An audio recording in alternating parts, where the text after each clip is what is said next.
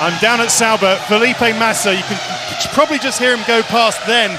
He is slow. Look at his past lap time. It's a 1:27. He's got it's an engine problem or a cracked exhaust. He sounds rough every time he goes down the straight. They're looking at the telemetry now, but, well, they're not looking too happy about it, and they don't think he's going to last very much longer. That's Felipe Massa.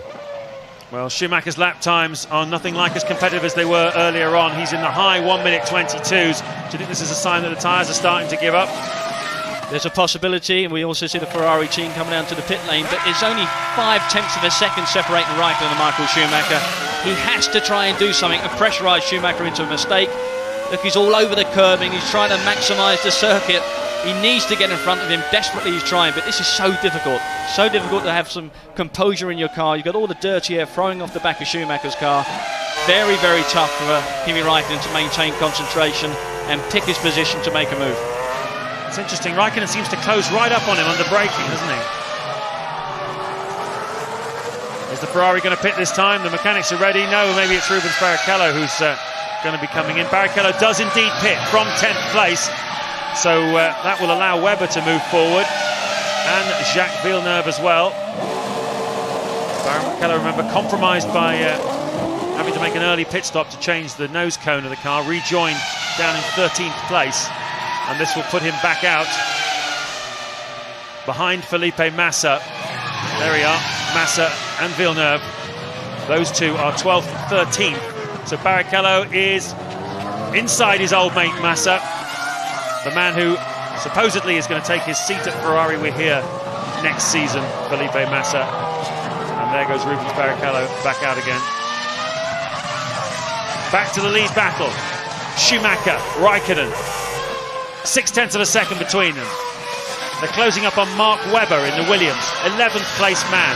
They've lapped everyone up to 12th at the moment. This is where Kimi Räikkönen will be watching very carefully. If they get up to the back marker and he just causes a slight stumble for Michael Schumacher, he's going to try and capitalise on that. Your problem here, James, is the minute you go offline, you're on the dust. There's no grip out there whatsoever. Ferrari pit board ready. Jean Todt's right-hand man. Always done the pit board.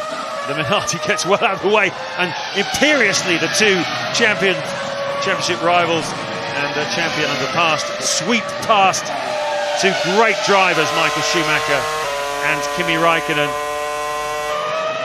Down into turn one, braking from about 190 miles an hour down to 60 at the apex, 75 then picking it up on the exit of one. Down towards 2. This is where some people have managed to make a pass here this afternoon, but you do have to have a bit of cooperation from the person you're passing. Down through the kink of 3, building up to about 140 miles an hour as they hit the bottom of the hill then. Up to the hill, towards the fast kink of 4, and into the pits from 4th place comes Ralf Schumacher. He will lose the place to Jarno Trulli, I believe. No, maybe not. No, he won't. Jarno Trulli is half a minute behind him, actually, so Ralph looks like he'll maintain that 4th place when he rejoins the racetrack. On board again with 2nd place man Kimi Räikkönen. Kimi's doing everything he can within his powers there. He's just lining Michael up. You've got to feel for the guy, though. He knows he's got the pace. You just can't get by him at any period of time. But it's going to be something happening now. The Ferrari team are out there in the pit lane. It must be for Michael Schumacher. This is where Kimi needs to go out and make the break. He's getting as close as he possibly can to Schumacher when he dives into the pit lane. He was well informed by his team that this was going to take place, and Räikkönen now is on one. He was the first man to make his pit stop on lap 11, was Kimi Räikkönen, 3 laps before Schumacher, but had a different strategy, and I guess Ross Brawn thought that Schumacher might have the pace with a bit less fuel to get away from Räikkönen. It hasn't worked out like that. These are critical laps then for Kimi Räikkönen as Michael Schumacher rejoins. This is where I think McLaren made that strategy change. I'm sure they weren't anticipating coming in on 11 laps with Kimi, but I think they read the race and saw what Ferrari are up to, and now they've made the calculation. This is where he needs to make the break, and I'm interested to see what Räikkönen can really lay down in lap time now. Crucially, he's got back out in front of that gaggle of cars, which has led by Alonso, ironically, the World Championship leader, with Villeneuve and Massa as well. Alonso, Villeneuve, Massa struggling over 12th and 13th places. Kimi Räikkönen sets his fastest, first sector of the Grand Prix so far. This is the push from Kimi. This is the push for victory. We don't know how many more laps of fuel he's got in the car, but these are the decisive laps in his battle with Michael Schumacher. Well, not too many if you judge by that. Montoya also out on track. He's only stopped once here this afternoon. He is in third place, 6 seconds behind.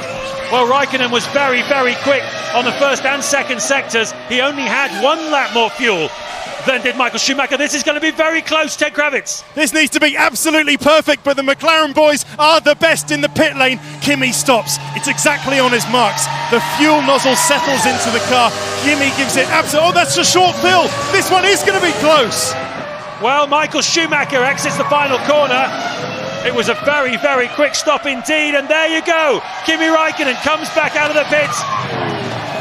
And just listen to the Finnish fans around this racetrack. There's thousands of them travel down to this race every year. They started with Mika Häkkinen, and they've carried it on with Kimi Räikkönen, the spiritual heir to the 2-time Finnish world champion. Räikkönen is in front of Michael Schumacher. Montoya leading the Grand Prix, of course. He's yet to make his second stop of the afternoon. But the crucial work has been done, and he didn't have long to do it, did he?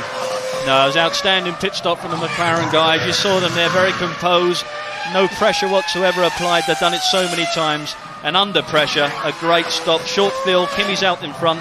Now he needs to push again hard, get the breakaway from Michael Schumacher. And I think this is all along what they've been working towards, this strategy change, and I'm sure it's a change. I'd love to ask Ron Dennis and see what he says.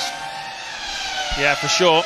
Certainly would suggest. Looks like they short-fueled him to get him back out in front of Michael Schumacher. Obviously Schumacher will know that, but just judging by the pace that the McLaren had, he's not too worried about that, is he?